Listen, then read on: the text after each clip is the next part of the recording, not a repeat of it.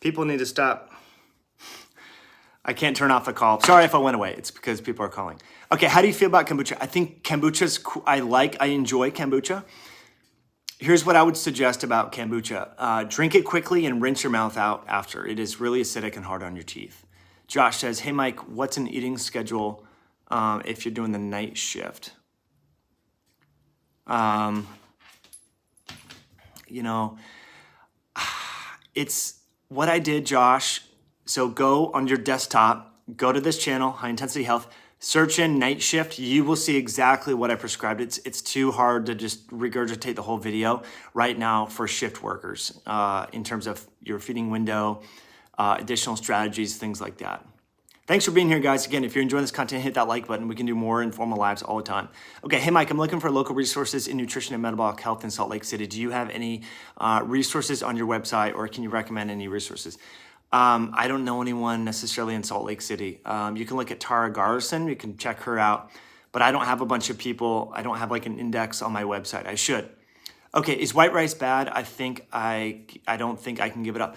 White rice is probably better than brown rice. But again, rice is contingent upon your energy expenditure. If you're a couch potato that never exercises, you don't walk anywhere, you don't hike, you don't garden, you don't do yoga, you don't do anything, you don't need a bunch of white rice, okay? The individuals in Asia historically ate a ton of rice and they moved a lot. You know, they don't have cars in some of these cities. They're walking everywhere. They're carrying stuff on their back and all that, right? Us Americans and Canadians and Europeans, we're not doing that.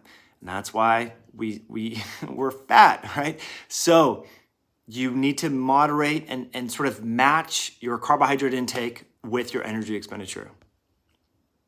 Are sweet potatoes okay? They are my preferred carbohydrate source, especially in the winter. So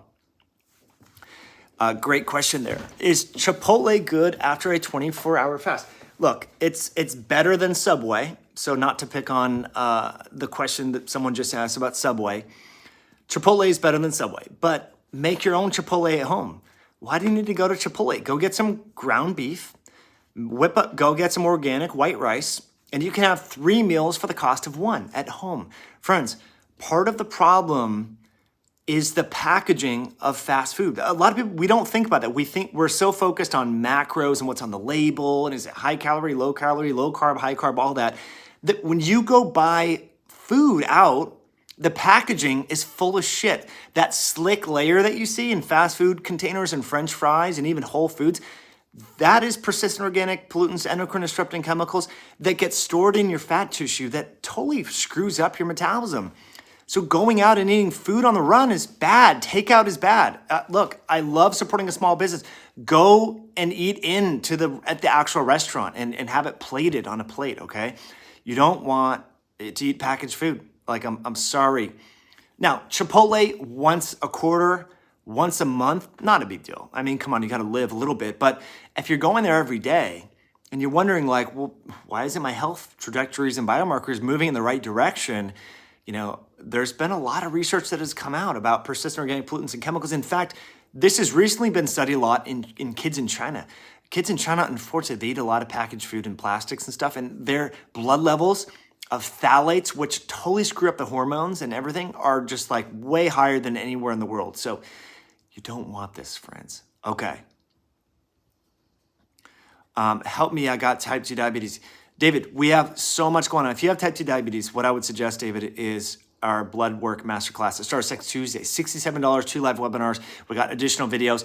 You got to join that, friends. If you want to learn how to master your health, we're going to spend a ton of time together, like on a call like this, but it's going to be more structured in a webinar format, and you have metabolic issues, you will really benefit from that. That's gonna be 2 hours of your time, and I'm telling you, you're gonna get so much value out of that. Okay.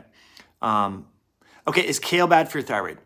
Is kale inherently bad for your thyroid? Not necessarily, but kale, kale's not the health food that a lot of people think it is. Let me just tell you, friends, I have 400 square feet of garden space, and I used to garden a ton of kale. And kale is hardy, which leads you to think it's really good. But I think it's hard for most humans to digest kale. I really do. Out of all of the vegetables that didn't survive the snow, when we get snow here once a year, sometimes in Seattle, kale would always survive. It is so tough. And I honestly think, I'm like, dude, unless you have 7 stomachs and you're a ruminant, good luck trying to get all the so-called health benefits from kale. And I'm not just dogging on kale. I'm just talking real talk here about kale. A lot of people think it's a superfood and you have these kale salads and all that. I don't think so. But that being said, kale every now and again, kale chips, you dehydrate it, you soak it with vinegar, you do this stuff, probably okay. Cooking it, but raw, oh, I don't know, guys. Mike, you look like a night of heavy partying. You know what? We have a power outage here, so that's, and something happened. I did a lot of high intensity interval training yesterday. My eye got all, like it's bloody right here. And it looks like I have baggies. Anyway. Yeah, I didn't party. We have a power outage, and I'm super close to the camera because my light sucks in here. What about juice and kale? Dude, sorry. I'm not a big juice fan person. Now look, if you're used to drinking soda, juice is better than soda. But all the purported health benefits of juicing, I'm not so sure on that. I'm sorry. Now, if you juice periodic, like turmeric, garlic, maybe some ginger because you got an upset tummy, period, like a shot of it, fine. But everyone's juicing apples and oranges and all these, hyperglycemic index fruits. But here's what I'll say about juicing, and I'm not talking about juicing steroids. I'm talking about juicing fruit juice. The strongest that I have been in my 30s was when I was following advice from a friend of mine, Charles Poliquin. Unfortunately, he died a few years ago, and I really miss Charles. He'd be great right now through all this pandemic baloney because he grew up in Canada and he's speaks all these different languages. He's well-traveled. Anyway, when I was lifting, I still lift weights hard, but especially when 10 years ago I was stronger and bigger. The most strong that I have been, not taking performance-enhancing drugs or anything, was when I was doing grapefruit juice in the morning with whey protein first thing, not right, like within 20 minutes. And then I would have breakfast like an hour later. Then I would go to the gym at 11 or my lunch hour. I was the strongest I've ever been. So as I'm sitting here, it's kind of hypocritical. Someone asked about kale juice and this and that. I'm not trying to dog juicing, fruit juices, if and only if you exercise your butt off, okay? There's something to be said about the fructose and the fructose from the fruit. This was grapefruit in this particular case, and whey protein, how it affected, growth hormone and all this. And I felt really strong. Now, I'm a little bit older now. I'm not lifting as heavy as frequently. In fact, I can't even go to the gym in Washington State because I'm not protected, right? Even though I have immunity. Anyway, so keep that in mind. Like if you're trying to bulk up and you're really putting in the intensity in the gym, juice in the morning with whey might help. Okay, yeah, carrot juice is super high in sugar. What do I think about apple cider vinegar? Man, isn't it funny how everyone thinks that this is the cure-all, right? Apple cider vinegar, it does everything. It helps sleep, digestion, cures cancer, they say. Guys, I don't know. Look, if you believe apple cider vinegar does something, the placebo effect is at least 50% of the therapy. So if you believe that it's going to do all this stuff, fine, do it, right? But do I personally think, based upon research, that it's this cure-all? I don't. I'm sorry, I don't. However, the mind is really powerful. Like, whether or not placebo is a big deal. So if you believe that this apple cider vinegar, it's going to do this, if I take a swig of it before my meal, it turns on my stomach acid, keep believing that, man. And because it's so cheap, it's like $7 a bottle, keep rolling with it. Embrace the placebo effect. Rob Bacon says, moving all day, not moving makes a huge difference in what you can eat. Absolutely. Sarah says, all older women I know believe apple cider vinegar is amazing. Hey, man, cool. I mean, look, there's got to be a little bit more to it than what the peer-reviewed academic research says, because there's not much about it. But people talk a lot about it. Now, that being said, I'm a huge fan of ferments, and I think there's something to be said about even adding vinegar, a little bit of wine here and there. I love kimchi and sauerkraut and fermented vegetables for sure. But it's funny that apple cider vinegar has become like the thing, Harry says, a few teaspoons of apple cider vinegar with a bit of lemon juice in some water helps me get through some of the tough times and longer fasts. Dude, I'm all for that. Harry, if that works for you, man, keep it up. And anyone else, take Harry's advice. Remember, we're just here hanging out because the power went out and all that. Ryan says, my mom's a huge advocate of apple cider vinegar. I hate it. It tastes disgusting, LOL. Okay, how can I improve my sleeping during fasting? Yeah, that's tough. A lot of the sort of perturbations of sleep associated with fasting are due to your adrenals firing. Noe, I'm going to get to your question in a minute. So if you have very low body fat, your adrenals are being activated, and what your adrenals are doing is trying to literally tear down body fat and potentially a little muscle. So if you're very lean and your sleep is getting screwed up, don't fast as long and just fast more consistently, frequently. Okay, so Noe said, hey, Mike, we want some content on raising healthy kids in an unhealthy world and society. So we got to do that. We got to do more of that and a better job of that.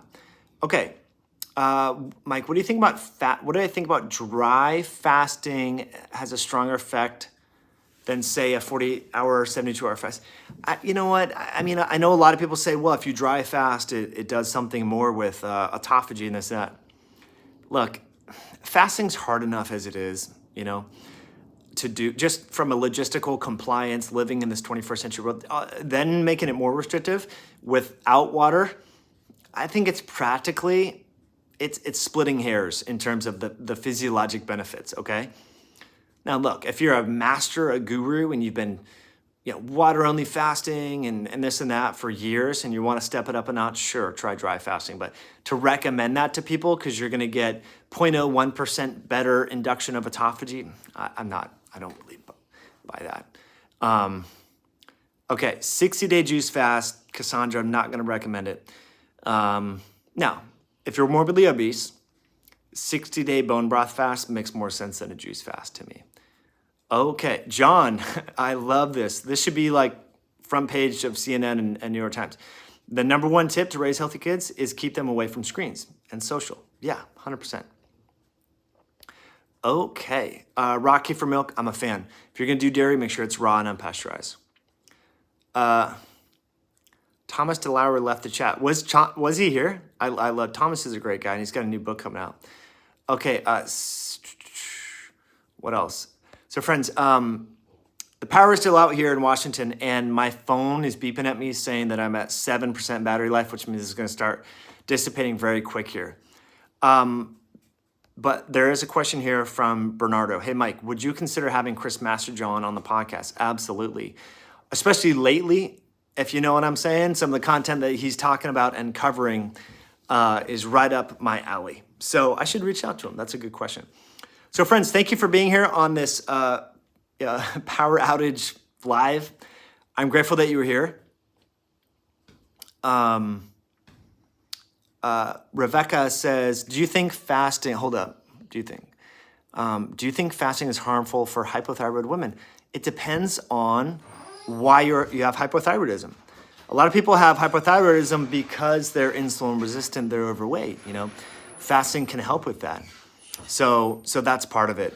But is short-term fasting, short-term fasting does lower thyroid hormone, but it doesn't prolong, changes in your thyroid. It's just it's a transient blip in sort of your output of thyroid hormone and TSH. So transiently, fasting affects the thyroid, but it's not a long-term shift. So just keep that in mind. Okay, friends, thanks for being here on this power outage. Thank you for hitting that like button. Thank you for watching the replay. I got to stoke this fire here or else we're going to have no heat tonight. All right, we'll catch you on a future one down the road. Bye now.